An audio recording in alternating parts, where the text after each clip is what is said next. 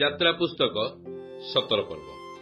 ଅନନ୍ତର ଇସ୍ରାଏଲ ସନ୍ତାନଗଣର ସମସ୍ତ ମଣ୍ଡଳୀ ସିନ ପ୍ରାନ୍ତରରୁ ଯାତ୍ରା କରି ସଦାପ୍ରଭୁଙ୍କ ଆଜ୍ଞାନୁସାରେ ନିରୂପିତ ସକଳ ଉତ୍ତରଣ ସ୍ଥାନ ଦେଇ ରଫିଦିମରେ ଛାଉଣି ସ୍ଥାପନ କଲେ।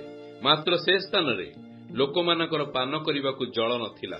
ଏଣୁକରି ଲୋକମାନେ ମୋଶାଙ୍କ ସଙ୍ଗରେ ବିବାଦ କରି କହିଲେ, ଆମ୍ଭମାନଙ୍କୁ ଜଳ ଦିଅ, ଆମ୍ଭେମାନେ ପାନ କରିବୁ। ତହିଁରେ ମୋଶା କହିଲେ, ତୁମ୍ଭେମାନେ ମୋ ସାଙ୍ଗରେ କାହିଁକି ବିବାଦ କର? କି ହେତୁ ସଦାପ୍ରଭୁଙ୍କୁ ପରୀକ୍ଷା କର? ସେତେବେଳେ ଲୋକମାନେ ସେହି ସ୍ଥାନରେ ଜଳାଭାବ ହେତୁ ତୃଷାକୁଳ ହୋଇ ମୋଶାଙ୍କ ବିରୁଦ୍ଧରେ ବଚସା କରି କହିଲେ, ତୁମ୍ଭେ ଆମ୍ଭମାନଙ୍କୁ ଓ ଆମ୍ଭମାନଙ୍କ ସନ୍ତାନମାନଙ୍କୁ ଓ ପଶୁଗଣକୁ ପିପାସାରେ ମାରିବା ନିମନ୍ତେ ମିଶ୍ରଠାରୁ କି ହେତୁ ଆଣିଲ? ତହିଁରେ ମୋଶା ସଦାପ୍ରଭୁଙ୍କ ନିକଟରେ ପ୍ରାର୍ଥନା କରି କହିଲେ, ମୁଁ ଏହି ଲୋକମାନଙ୍କ ନିମନ୍ତେ କଣ କରିବି? ସେମାନେ ମୋତେ ପଥର ପକାଇ ମାରିବାକୁ ପ୍ରାୟ ଉଦ୍ୟତ। ତୁ ସଦାପ୍ରଭୁ ମୋଶାଙ୍କୁ କହିଲେ, ତୁମ୍ଭେ ଯଦ୍ୱାରା ନଦୀକି ଆଘାତ କରିଥିଲ, ସେହି ଯଷ୍ଟି ହସ୍ତରେ ଘେନି କେତେକ ପ୍ରାଚୀନଙ୍କୁ ସଙ୍ଗ କରି ଇସ୍ରାଏଲ ଲୋକମାନଙ୍କ ଆଗେ ଆଗେ ଯାଅ। ଦେଖ, ଆମ୍ଭେ ହୋରେବରେ ସେହି ଶୈଳ ଉପରେ ତୁମ୍ଭ ସମ୍ମୁଖରେ ଠିଆ ହେବା। ତୁମ୍ଭେ ସେହି ଶୈଳକୁ ଆଘାତ କଲେ ତହିଁରୁ ଜଳ ନିର୍ଗତ ହେବ, ଆଉ ଲୋକମାନେ ତାହା ପାନ କରିବେ। ତେବେ ମୋଶା ଇସ୍ରାଏଲର ପ୍ରାଚୀନ ବର୍ଗଙ୍କ ଦୃଷ୍ଟିରେ ସେହି ରୂପେ କଲେ। ପୁଣି ସେହି ସ୍ଥାନରେ ଇସ୍ରାଏଲ ସନ୍ତାନଗଣର ବିବାଦ ହେତୁରୁ ଓ ସଦାପ୍ରଭୁ ଆମ୍ଭମାନଙ୍କ ମଧ୍ୟରେ ଅଛନ୍ତି କି ନାହିଁ, ଏହା କହି ସଦାପ୍ରଭୁଙ୍କୁ ପରୀକ୍ଷା କରିବା ହେତୁରୁ ସେ ସେହି ସ୍ଥାନର ନାମ ମହ୍ସା ବା ମିରିବା, ପରୀକ୍ଷା ଓ ବିବାଦ ରଖିଲେ। ସେହି ସମୟରେ ଅମାଲେକ ଆସି ରଫିଦିମରେ ଇସ୍ରାଏଲ ସହିତ ଯୁଦ୍ଧ କଲେ।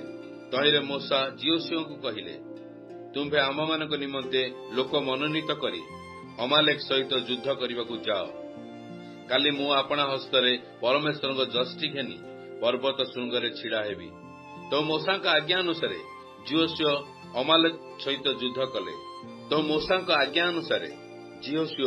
ଅମାଲେକ ସହିତ ଯୁଦ୍ଧ କଲେ। ପୁଣି ମୋଶା ଓ ହାରଣ ଦୂର ପର୍ବତ ଶୃଙ୍ଗରେ ଆରୋହଣ କଲେ। ପୁଣି ମୋଶା ଆପଣା ହସ୍ତ ଉର୍ଦ୍ଧ୍ୱକୁ ଟେକିଥିବା ସମୟରେ ଇସ୍ରାଏଲ ଜୟୀ ହେଲେ, ଓ ସେ ଆପଣା ହସ୍ତ ନୁଆଇଥିବା ସମୟରେ ଅମାଲେକ ଜୟୀ ହେଲେ।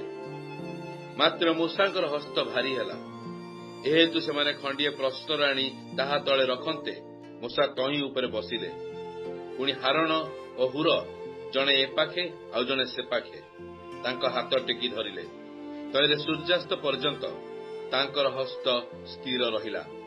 ଏଣୁ ଜିହୋଶୁଆ ଅମାଲେକକୁ ଓ ତାହାର ଲୋକମାନଙ୍କୁ ଖଡ୍ଗ ଧାରରେ ପରାସ୍ତ କଲେ। ଅନନ୍ତର ସଦାପ୍ରଭୁ ମୋଶାଙ୍କୁ କହିଲେ, ଏହି କଥା ସ୍ମରଣାର୍ଥେ ପୁସ୍ତକରେ ଲେଖି ରଖ।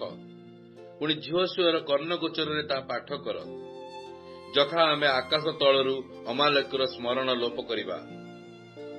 ତହିଁରେ ମୋଶା ଗୋଟିଏ ବେଦୀ ନିର୍ମାଣ କରି ତହିଁର ନାମ ଜିହୋଭା ନିସି, ସଦାପ୍ରଭୁ ମୋର ଧ୍ୱଜା ରଖିଲେ।